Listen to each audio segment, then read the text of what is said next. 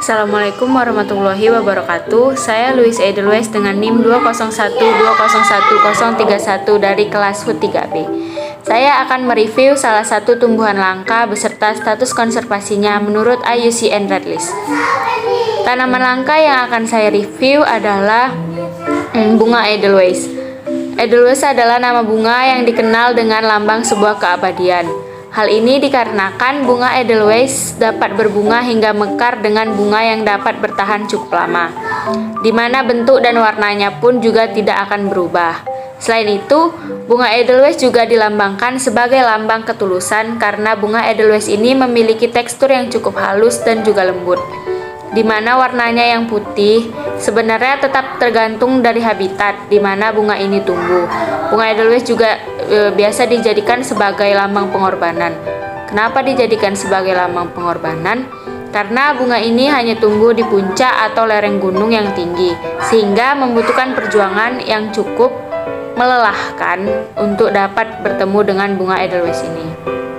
Nah, bunga Edelweiss ini ternyata memiliki dua macam jenis yang cukup berbeda, namun sama-sama menarik dan indah penampakannya, yaitu Anaphalis sp atau bunga Edelweiss yang ada di Indonesia, yang merupakan endemik di area pegunungan Indonesia, dan Edelweiss Eropa atau Leontopodium alpinum yang tumbuh di pegunungan Eropa.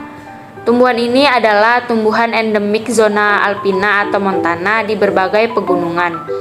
Tumbuhan ini dapat mencapai ketinggian 8 meter dan dapat memiliki batang sebesar kaki manusia walaupun umumnya tidak melebihi 1 meter. Nah, berdasarkan IUCN Red List, Anaphalis sp termasuk dalam kategori threatened atau tumbuhan dalam kondisi terancam keberadaannya. Tapi di sisi lain, status konservasi Anaphalis javanica atau Anaphalis sp pada IUCN sudah sangat mengkhawatirkan, yaitu critically endangered. Sedangkan status konservasi Leontopodium alpinum pada IUCN sudah harus diperhatikan, yaitu less concern. Kondisi ini didukung dengan adanya gangguan aktivitas manusia, karena tumbuhan ini hidup di sekitar jalur pendakian di pegunungan. Di samping itu, tercatat bahwa sebuah semai Edelweiss memerlukan waktu lebih kurang 13 tahun untuk mencapai tinggi 20 cm. Kemudian, sampai saat ini juga belum diketahui secara pasti bagaimana biologi reproduksi tumbuhan tersebut, sehingga banyak aspek yang perlu diketahui untuk melestarikan baik pelestarian secara in situ maupun ex situ. Bunga Edelweiss memiliki keistimewaan yang tidak dimiliki oleh tanaman lainnya loh. Bunga ini dapat bertahan hidup di tanah yang miskin akan unsur haranya, karena bunga ini dapat bersimbiosis dengan mikoriza seperti jamur yang ada pada perakaran, yang akan nantinya menambah nitrogen dan dekomposisi materi organik. Nutrisi inilah yang akan digunakan oleh bunga Edelweiss untuk dapat bertahan hidup. Selain itu, tanaman ini memiliki perakaran yang sangat kokoh sehingga mampu menembus celah-celah pada bebatuan.